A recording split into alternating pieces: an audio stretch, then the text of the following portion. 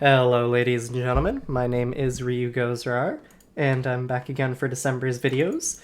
A lot of people seem to be confused with this meta, especially with the Raven change in a matchup like TvT. However, don't worry too much about the matchup as honestly not much has changed. It really is the same thing opener-wise. Mainly the biggest difference you'll be seeing is rather than wanting to use interference matrix, you're actually going to want to opt for using the auto turret early game and using the interference matrix more as a way late game tool against stuff like BCs or really critical tank positions. So the build I'm going to be doing this month is actually just going to be a standard double gas into bio. I'm choosing to do double gas because my old double gas video is kind of bad, it was a little outdated, and I kind of did it just a tiny bit incorrectly. So with this video, I'm hoping to redo it and hopefully give you guys some new feedback and opinions on TvT. Maybe I'll even show you a couple tricks on this map in particular. Simulacrum is not only a big map, but it's also kind of a tiny map at the same time. And what I mean by this is this rush distance is quite long, but it's also quite short going from here all the way to here. However, the airspace and the amount of space you can be attacked from is quite huge. So a lot of people feel really threatened on this map. One thing I don't think people should be trying to do is mech in TvT on this map. Maybe against Zerg, it seems decent against Zerg, but in TvT, this giant area of doom drop potential is just a no bueno. Also, whoops, sent my SCV out. We're actually going to take this guy back here. We're going to pull 2 off gas. I like to have my second depot go over here. One thing I highly recommend you guys all do is you get into the habit of 17 scouting. The reason for this is because if we did 17 scout and we say saw our opponent going double gas, then yeah, depoting off here is probably the best move. However, if you do scout that your opponent's going like a 1-rax FE, and they went gas first, that's likely going to be Hellions, in which case you want to actually wall off your ramp, just in case the Hellions try to sneak in. So stuff like this is really important to know. Now at 16, we're going to rally SCVs into this gas geyser here. We're going to do our factory Hellion. We're going to send the SCV down, and we're going to just drop down that Expo. And we're just going to move our units down. Personally, when I play this matchup, I just like to kind of be chill with my units. We're going to send this SCV here, building here, and this one over here onto the minerals. We want the minerals a little bit more than anything else right now. But yeah, I like to be very conservative with my units, and I don't like to push out until I'm at the 3 Reaper to Hellion mark. Now at 30 out of 31, you want to drop down that starport. This SCV is going to go to the natural. We're going to drop another mule. And once at 16 out of 16, we're going to go ahead and start rallying. Double tech lab here. Remember, we're rallying to the natural now. And typically here, if you feel like you want to be aggressive, you can take these units and start moving them across to the other side. Again, you can also keep them at home if you also see your opponent went double gas. It's never a bad idea. Now we're going to lift up this. We're going to build a Cyclone. We're going to get our our third gas immediately. We're going to do a Raven. And we're just going to chill for a little bit. Remember, constant depots, constant units. Well, not depots just yet, but you get the idea. We're going to go ahead and start a reactor on this barracks. And we're just going to continue to chill here. We go Cyclone first just in case they do a Liberator or a Banshee, because it's a lot more mobile than a Siege tank, and if they ever go Heavy Hellion, if you can keep your Reaper Hellion alive yourself, Cyclone with the Reaper Hellion is really good at stopping a lot of Cyclones. So we're going to go for a tank next. Actually, we're going to go ahead and grab our second Raven next, so just hold off on that Siege tank. About now is when you'd grab your depot. So we're going to do 2 Marines here. At this point, we can go out with these units here if we feel like it's safe. Around 450 is when we're going to leave. Remember to grab that Siege tank now.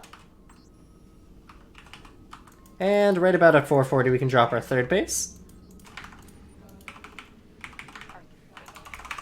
Remember to keep making 1x depot. You can actually go up to 2 times the depots. You can go ahead and drop your 4th gas at 455. And here it's safe to go out with these units, so you can just go and quickly clear up some things your opponent may have on the map. Maybe it's their own cyclones, or maybe it's something else. We're going to swap these two buildings right here. Depot. Depot. Okay, cool. We can see there's a couple units here. We're going to pull these weakened units back. Whoops. Oh, the AI didn't shoot at that Reaper. Nice. Okay, we're going to start stim. Double Viking. We're going to go for another siege tank here. We're going to cut depots for just a little bit because we're going to be fine on them. Plus we have this CC finishing up. We're going to go ahead and save now a little bit of money. We're going to grab 2 barracks here and here. Again, you can start spreading these units out. I like to have it so Hellion here, Hellion here, Reaper here, Reaper here, and Reaper here. We're going to keep that Viking production up. We're going to go ahead and cut SCVs a little bit longer. We're going to get that orbital. We're going to do 2 more eBays. Constant tanks. You want to have your tanks kind of sieged in a line, so we're actually going to move these forward. This is just in case our opponent decides to be a little cheeky.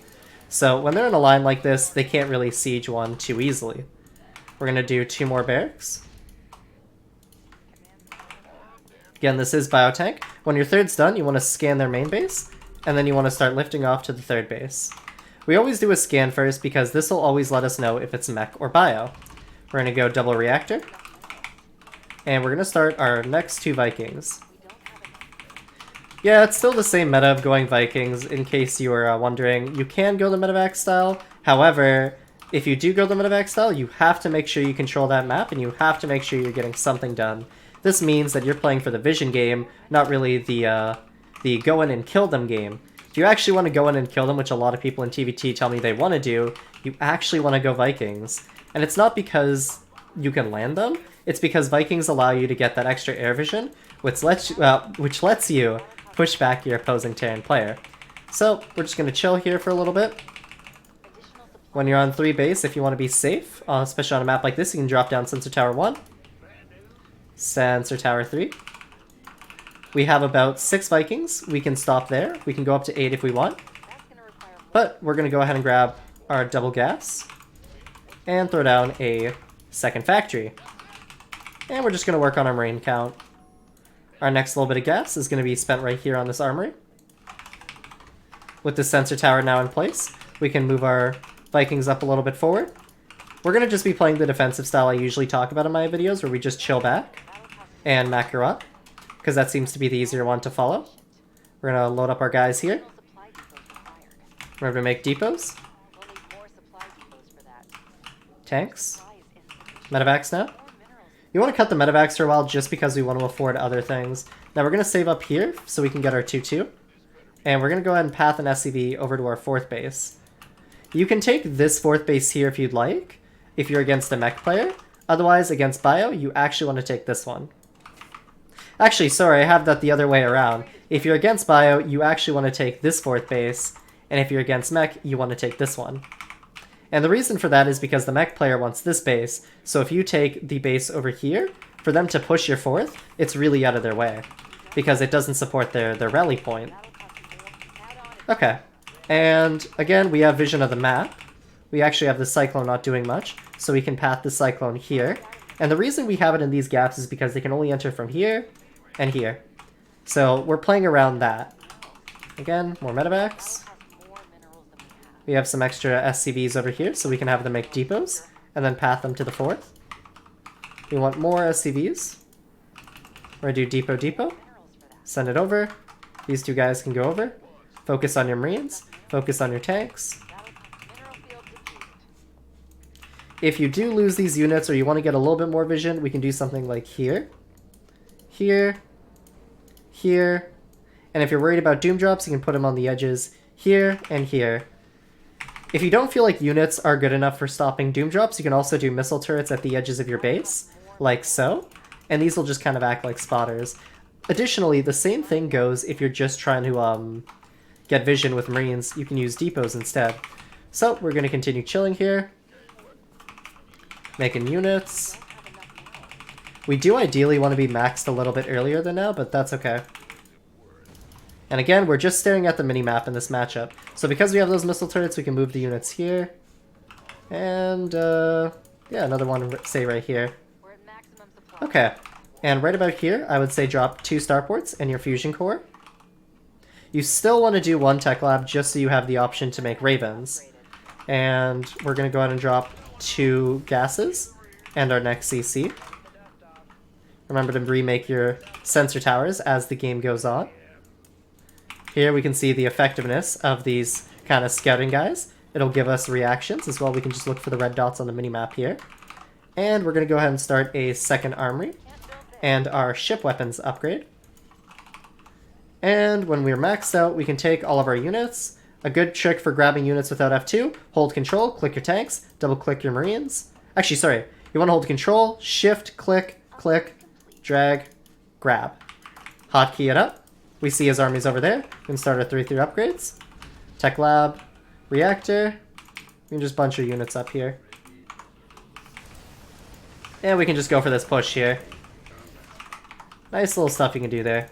Remember to populate your gases. If you're floating extra money, drop some CCs down.